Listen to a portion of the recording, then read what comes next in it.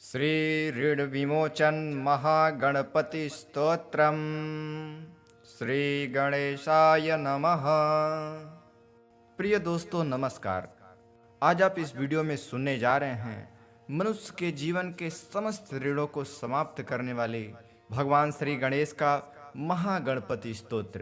तो चलिए हम श्रद्धा भाव से अपने जन्मों जन्मों के ऋण के विमोचन के लिए भगवान श्री गणेश के इस स्तोत्र का श्रवण करते हैं। इस स्तोत्र के पठन अथवा श्रवण मात्र से ही भगवान श्री गणेश आपको जन्मों जन्मों के ऋणों से मुक्त कर देते हैं। प्रिय भक्तों, इस ऋण विमोचन महागणपति स्तोत्र के 11 पाठ प्रतिदिन करने मात्र से 6 मास के अंदर अंदर ही आपको समस्त ऋणों से मुक्त कर दिया जाता है। तो चलिए हम श्री गणेश भगवान का नाम लेते हुए इस स्तोत्र का श्रवण करते हैं। अथ श्री ऋण विमोचन महागणपति स्तोत्रम।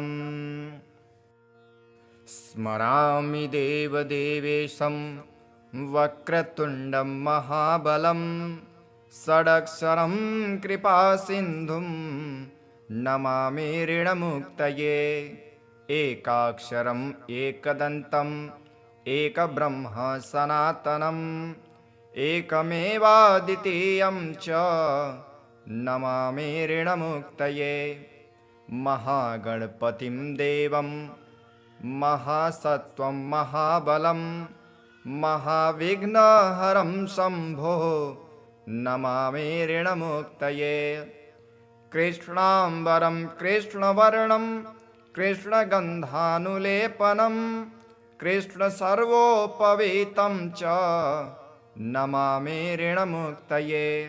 रक्ताम्बरं रक्तवर्णं रक्तगन्धानुलेपनं रक्तपुष्पप्रियं देवं नमामि ऋणमुक्तये। पीताम्बरं पीतवर्णं पीतगन्धानुलेपनं पीतपुष्पप्रियं देवं नमामि ऋणमुक्तये। धूम्राम्बरं धूम्रवर्णं धूम्रगन्धानुलेपनं होमधूमप्रियं देवं नमामि ऋणमुक्तये।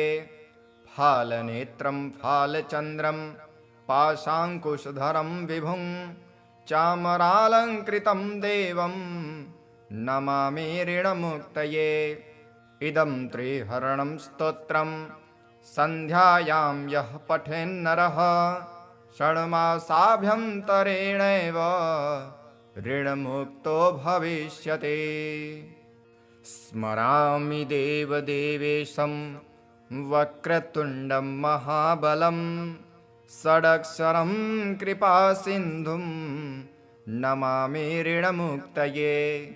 एकाक्षरम् एकदन्तम् एकब्रह्म सनातनम् एकमेवाद्वितीयं च नमामि ऋणमुक्तये। महागणपतिं देवं महासत्वं महाबलं महाविघ्नहरं शम्भो नमामि ऋणमुक्तये। कृष्णाम्बरं कृष्णवर्णं कृष्णगन्धानुलेपनं कृष्णसर्वोपवीतं च नमामि ऋणमुक्तये। रक्ताम्बरं रक्तवर्णं रक्तगन्धानुलेपनं रक्तपुष्पप्रियं देवं नमामि ऋणमुक्तये।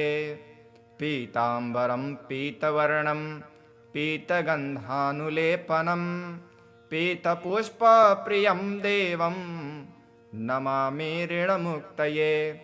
धूम्राम्बरं धूम्रवर्णं धूम्रगन्धानुलेपनं होमधूमप्रियं देवं नमामि ऋणमुक्तये। फालनेत्रं फालचन्द्रं पाशाङ्कुशधरं विभुं चामरालङ्कृतं देवं नमामि ऋणमुक्तये। इदं त्रिहरणं स्तोत्रं सन्ध्यायां यः पठेन्नरः षण्मासाभ्यन्तरेणैव ऋणमुक्तो भविष्यति।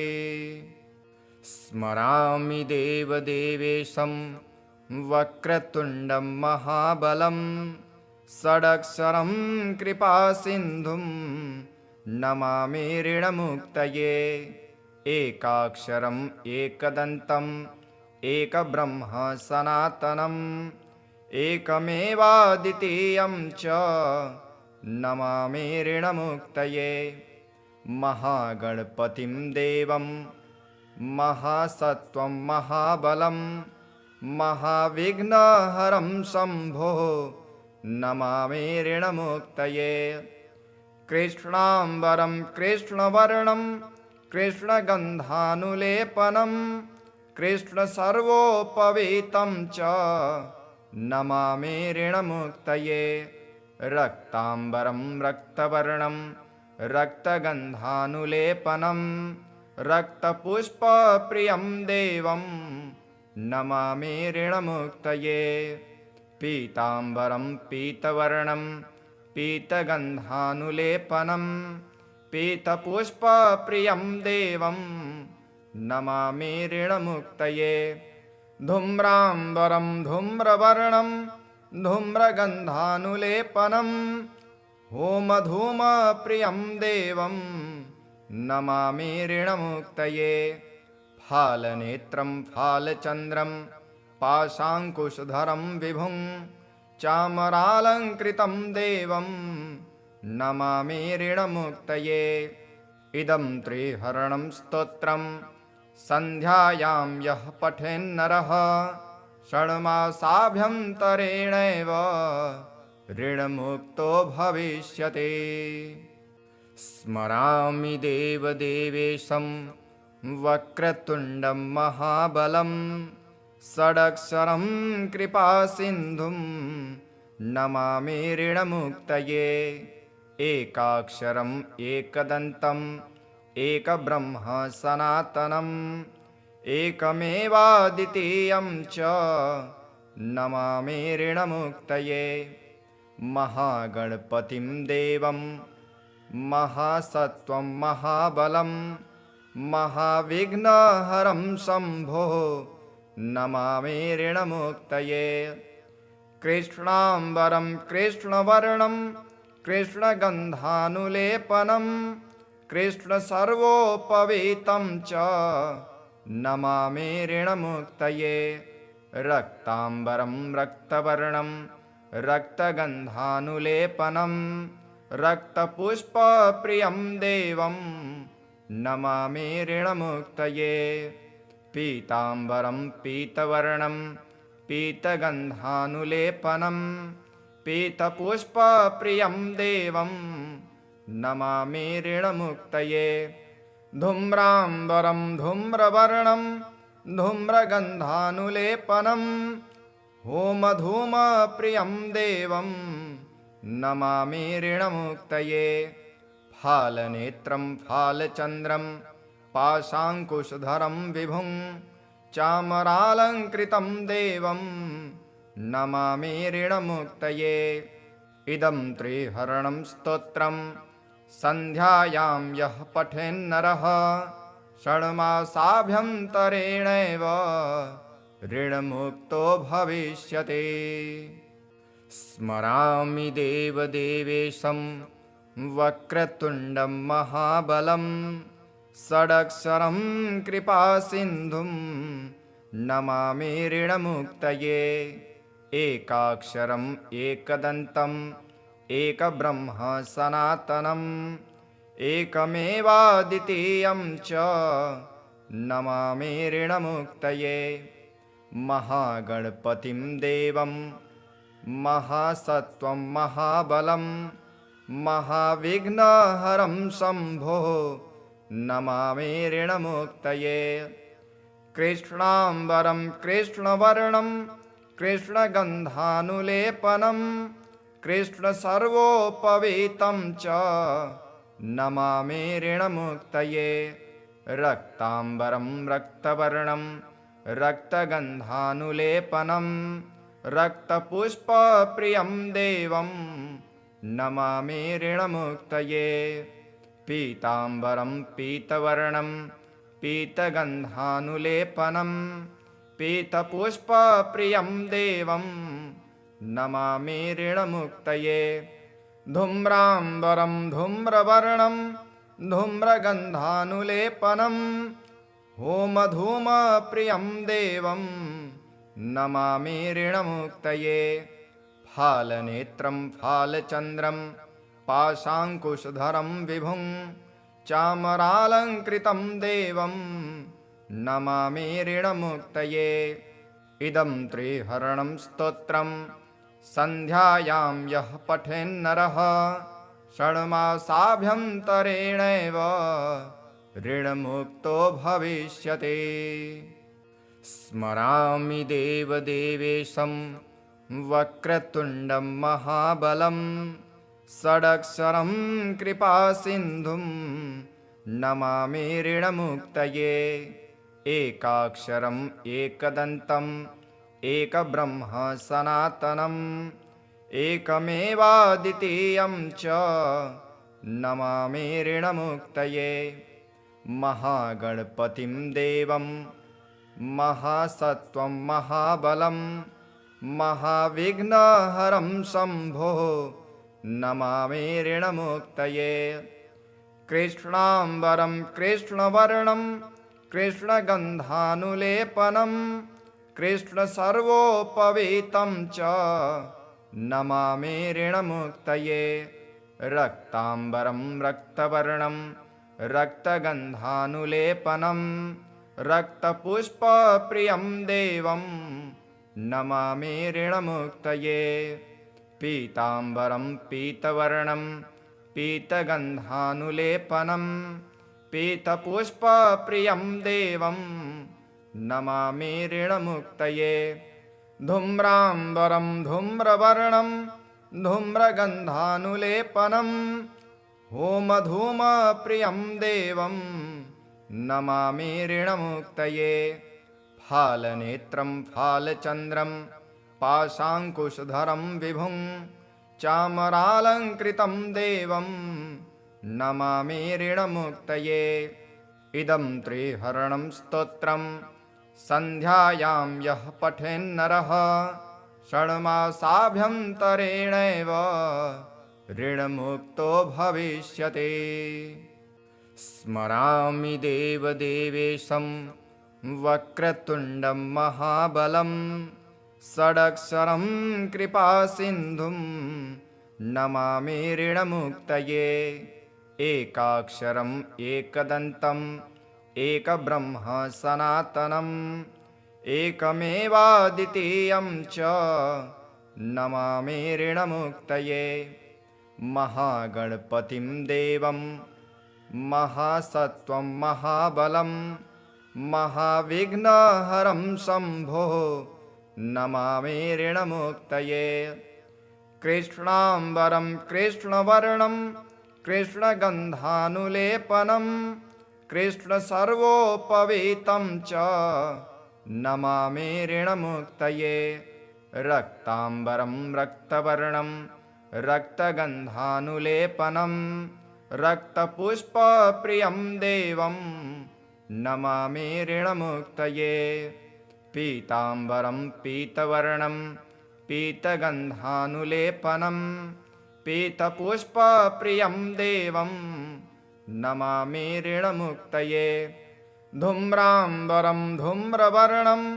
धूम्रगन्धानुलेपनं होमधूमप्रियं देवं नमामि ऋणमुक्तये फालनेत्रं फालचन्द्रं पाशाङ्कुशधरं विभुं चामरालङ्कृतं देवं नमामि ऋणमुक्तये इदं त्रिहरणं स्तोत्रं सन्ध्यायां यः पठेन्नरः षण्मासाभ्यन्तरेणैव ऋणमुक्तो भविष्यति स्मरामि देवदेवेशं वक्रतुण्डं महाबलं षडक्षरं कृपासिन्धुं नमामि ऋणमुक्तये एकाक्षरम् एकदन्तम् एकब्रह्म सनातनम् एकमेवाद्वितीयं च नमामि ऋणमुक्तये। महागणपतिं देवं महासत्त्वं महाबलं महाविघ्नहरं शम्भो नमामि ऋणमुक्तये। कृष्णाम्बरं कृष्णवर्णं कृष्णगन्धानुलेपनं कृष्णसर्वोपवीतं च नमामि ऋणमुक्तये। रक्ताम्बरं रक्तवर्णं रक्तगन्धानुलेपनं रक्तपुष्पप्रियं देवं नमामि ऋणमुक्तये। पीताम्बरं पीतवर्णं पीतगन्धानुलेपनं पीतपुष्पप्रियं देवं नमामि ऋणमुक्तये। धूम्राम्बरं धूम्रवर्णं धूम्रगन्धानुलेपनं होमधूमप्रियं देवं नमामि ऋणमुक्तये। फालनेत्रं फालचन्द्रं पाशाङ्कुशधरं विभुं चामरालङ्कृतं देवं नमामि ऋणमुक्तये। इदं त्रिहरणं स्तोत्रं सन्ध्यायां यः पठेन्नरः षण्मासाभ्यन्तरेणैव ऋणमुक्तो भविष्यति। स्मरामि देवदेवेशं वक्रतुण्डं महाबलं षडक्षरं कृपासिन्धुं नमामि ऋणमुक्तये। एकाक्षरम् एकदन्तम् एकब्रह्म सनातनम् एकमेवाद्वितीयं च नमामि ऋणमुक्तये। महागणपतिं देवं महासत्त्वं महाबलं महाविघ्नहरं शम्भो नमामि ऋणमुक्तये। कृष्णाम्बरं कृष्णवर्णं कृष्णगन्धानुलेपनं कृष्णसर्वोपवीतं च नमामि ऋणमुक्तये। रक्ताम्बरं रक्तवर्णं रक्तगन्धानुलेपनं रक्तपुष्पप्रियं देवं नमामि ऋणमुक्तये। पीताम्बरं पीतवर्णं पीतगन्धानुलेपनं पीतपुष्पप्रियं देवं नमामि ऋणमुक्तये। धूम्राम्बरं धूम्रवर्णं धूम्रगन्धानुलेपनं होमधूमप्रियं देवं नमामि ऋणमुक्तये। फालनेत्रं फालचन्द्रं पाशाङ्कुशधरं विभुं चामरालङ्कृतं देवं नमामि ऋणमुक्तये। इदं त्रिहरणं स्तोत्रं सन्ध्यायां यः पठेन्नरः षण्मासाभ्यन्तरेणैव ऋणमुक्तो भविष्यति। स्मरामि देवदेवेशं वक्रतुण्डं महाबलं षडक्षरं कृपासिन्धुं नमामि ऋणमुक्तये। एकाक्षरम् एकदन्तम् एकब्रह्म सनातनम् एकमेवाद्वितीयं च नमामि ऋणमुक्तये। महागणपतिं देवं महासत्त्वं महाबलं महाविघ्नहरं शम्भो नमामि ऋणमुक्तये।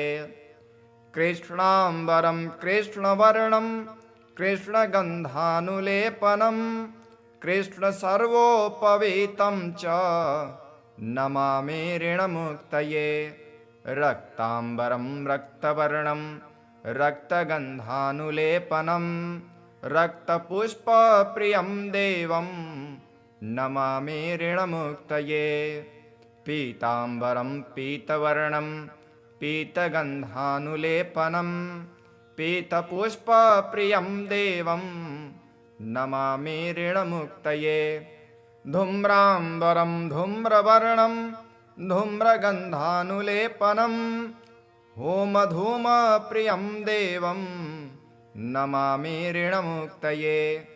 फालनेत्रं फालचन्द्रं पाशाङ्कुशधरं विभुं चामरालङ्कृतं देवं नमामि ऋणमुक्तये। इदं त्रिहरणं स्तोत्रं सन्ध्यायां यः पठेन्नरः षण्मासाभ्यन्तरेणैव ऋणमुक्तो भविष्यति। स्मरामि देवदेवेशं वक्रतुण्डं महाबलं षडक्षरं कृपासिन्धुं नमामि ऋणमुक्तये। एकाक्षरम् एकदन्तम् एकब्रह्म सनातनम् एकमेवाद्वितीयं च नमामि ऋणमुक्तये। महागणपतिं देवं महासत्त्वं महाबलं महाविघ्नहरं शम्भो नमामि ऋणमुक्तये। कृष्णाम्बरं कृष्णवर्णं कृष्णगन्धानुलेपनं कृष्णसर्वोपवीतं च नमामि ऋणमुक्तये। रक्ताम्बरं रक्तवर्णं रक्तगन्धानुलेपनं रक्तपुष्पप्रियं देवं नमामि ऋणमुक्तये। पीताम्बरं पीतवर्णं पीतगन्धानुलेपनं पीतपुष्पप्रियं देवं नमामि ऋणमुक्तये। धूम्राम्बरं धूम्रवर्णं धूम्रगन्धानुलेपनं होमधूमप्रियं देवं नमामि ऋणमुक्तये। फालनेत्रं फालचन्द्रं पाशाङ्कुशधरं विभुं चामरालङ्कृतं देवं नमामि ऋणमुक्तये। इदं त्रिहरणं स्तोत्रं सन्ध्यायां यः पठेन्नरः षण्मासाभ्यन्तरेणैव ऋणमुक्तो भविष्यति। इति ऋणविमोचन महागणपतिस्तोत्रम्।